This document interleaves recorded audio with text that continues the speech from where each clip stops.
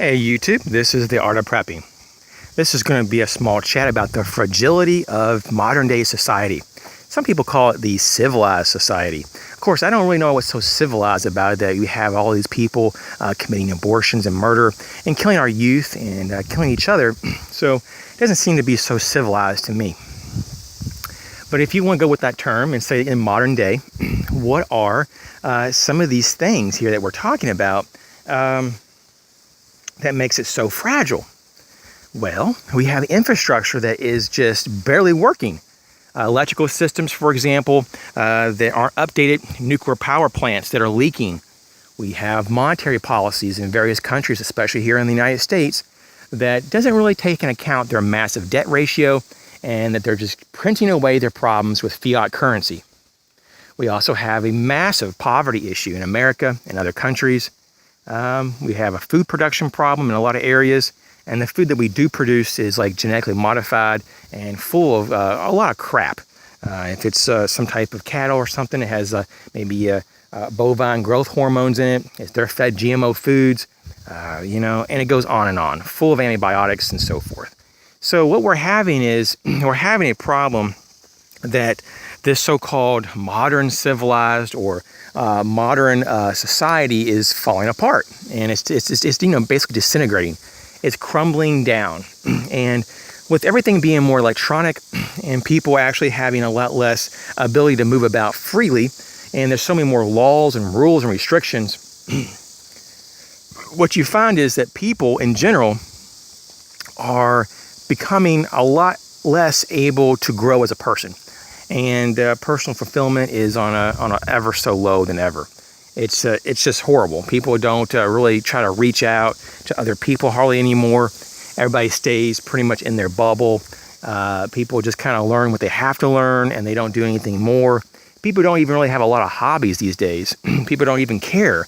People want to zone out on their TV or on their video games. And so what we have here is a massive exodus from common sense and the real world.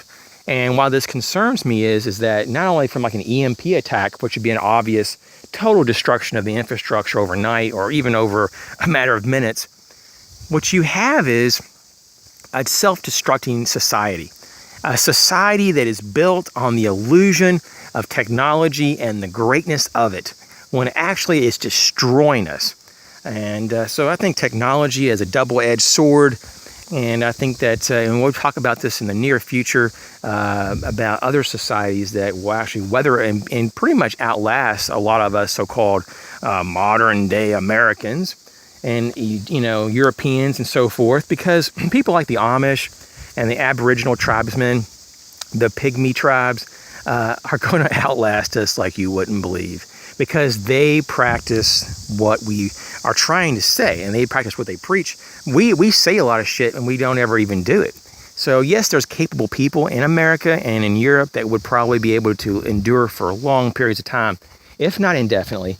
But that is a very small minority of people who have that skill set to live off the land or off their labor. So I just encourage you to be mindful of your limitations and the reality of the world, and to be honest with yourself so that you can better yourself. And with that being said, though, I don't know what else to say about this. I just know that the infrastructure is not in good repair. And I'm not talking about just our roads and our school systems and our philosophies as people, but our ethics and our way of life is just horrible. I don't get joy like I used to when I was a kid, just to talk to strangers. Not that you should when you're a kid, but when you're with your parents and you talk to people at the grocery store and things, and people were lit up with joy. You just don't see that a lot. The people are kind of more like walking around aimlessly, or they kind of have a blank stare, or they just kind of feel like that they're wiped out, or that they have nothing going on of value. And while not everyone is like that, there's certainly a lot of people who are just going through the motion in life and basically trying to find, I guess, happiness, but they're putting no effort. They're waiting for it to come to them. And what they don't understand is that you have to make those actions for yourself. You have to be the verb. You have to be in motion, in the doing. Otherwise, it ain't going to happen, man. And that's why I'm a big component, though. If you don't have a real legitimate reason to be on welfare of any level, then don't be on it, because it inhibits you. And you may say, well, it's only a little bit of money here or there, or a little bit of help here and there. How can that be bad? Yes, but it inhibits you from growing into being your own person.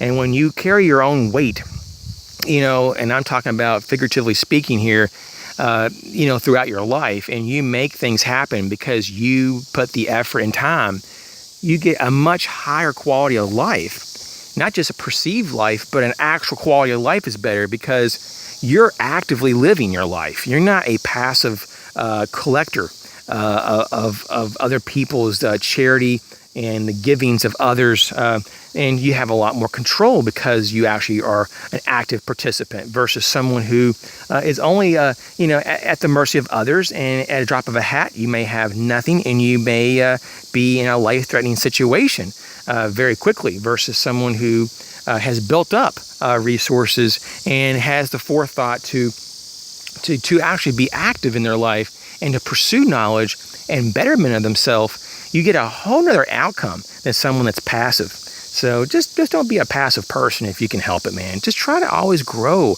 and learn. And just know that our society is just barely functioning. It's like the onion skin. Even though there's a lot of different layers in that onion, that top one is just our civilization, our perceived politeness. Once that first little skin comes off, the politeness comes right off too of society. And we go back to the barbarian days. We're going to go back to, you get out of my face or I'm going to kill you kind of stuff. And while that won't be very pleasant and people are going to be having a lot of their basic needs not met and a lot of death will happen, you have to be aware that this is a true reality that could happen. And we sometimes see this in collapsed society, especially in South America. We've been seeing it off and on for decades. Food riots, all kinds of hardship down there. And it is horrible because you have a repressive, an illegitimate, and a government that is just totally self-serving, and they don't give a crap about you.